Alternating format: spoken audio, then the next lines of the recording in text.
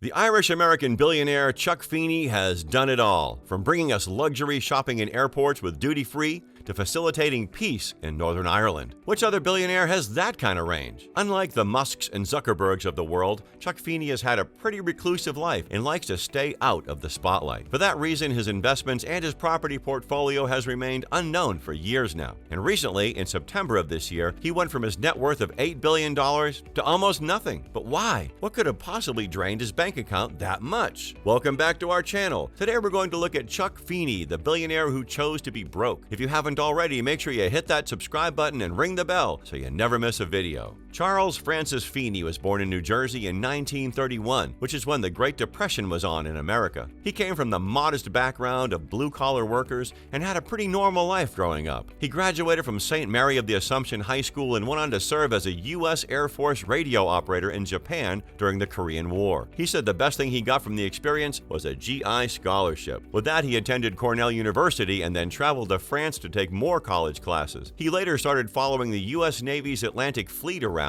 selling them tax-free liquor. The competition was fierce in the business, but his experience in the military helped him talk his way right onto their ships. In the 1950s, he had pretty much established himself as the seller to the U.S. Navy in Mediterranean ports. The concept of duty-free goods was relatively new back then. The idea was to offer high-end concessions to travelers free of import taxes. Chuck and his college friend Robert Warren Miller soon moved from alcohol to cars and tobacco. Soon enough, they founded the Duty-Free Shoppers Group in 1960. It started in Hong Kong, and today you can find it in every single airport across the world. It exploded, eventually moving off-airport into large downtown Galleria stores and giving Feeney, Miller, and their two other partners up to $300 million a year in profits. As the brand got bigger, so did Feeney's net worth, and unknown to the world, he was giving the money away to charity as quickly as he was earning it. In 1996, Feeney decided to sell his stakes in duty-free to the French conglomerate Louis Vuitton Moet Hennessy, but it wasn't without its problems. Miller tried to talk him out of it, and the resulting lawsuit that followed revealed that Feeney's shares actually belonged to his charity foundation, the Atlantic Philanthropies. In 1997, the business dispute caused this information to leak to the public, and his charitable works came out in the open. The man who always flies economy and carries his papers in a plastic bag created an organization that helped make changes we can't even imagine. Chuck Feeney has become an inspiration to the likes of Bill Gates and Warren Buffett. In an interview, Buffett said, "He's a model for us all. It's going to take me 12 years after my death to get done what he's doing within his lifetime." Inspired by him, Buffett founded the Giving Pledge, a call for billionaires to donate a majority of their wealth to philanthropy. Not to be outdone, billionaire Microsoft founder started his own foundation, the Bill and Melinda Gates Foundation, and his Giving While Living Pledge. Both of these groups enlisted 90 of the world's wealthiest to grant their wealth for the greater good. Chuck Feeney gave money to big problems. His donations helped bring peace in Northern Ireland and large amounts of funding for their education. It modernized Vietnam's healthcare system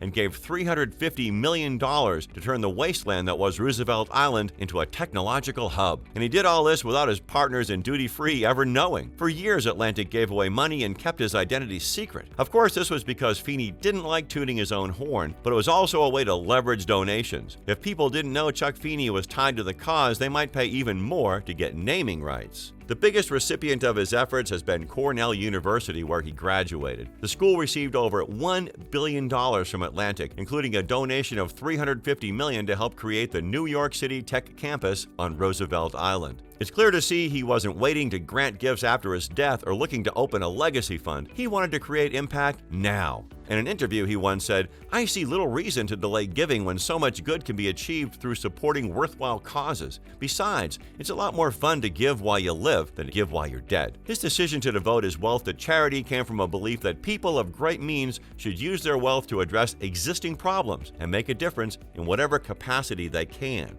And it wasn't just education and technology that benefited from his generosity. He paid $62 million to abolish the death penalty in America. He gave $76 million for grassroots campaigns in support of Obamacare, the act that was a significant overhaul to the flawed healthcare system in the country. He was also responsible for reducing the number of children without health insurance in America and secured life-saving medication for millions affected with HIV/AIDS in South Africa. He also didn't just give the money to Atlantic and disappear. He transferred his entire personal fortune to the foundation and remained a part of every single venture and effort. He would routinely draw on his own experience with duty-free to guide and influence the company's grant-making. And years later, in September 2020, Feeney finally accomplished what he set out to do 4 decades ago. He signed the documents to close down Atlantic Philanthropies. It was a Zoom ceremony with the board, and he joined in the meeting from his humble abode in San Francisco, a 2-bedroom apartment that he shares with his wife, Helga Feeney. The date to close down the foundation was set years ago as a deadline by which Chuck Feeney was to dispose of all of his wealth, and the 2020 expiration date added discipline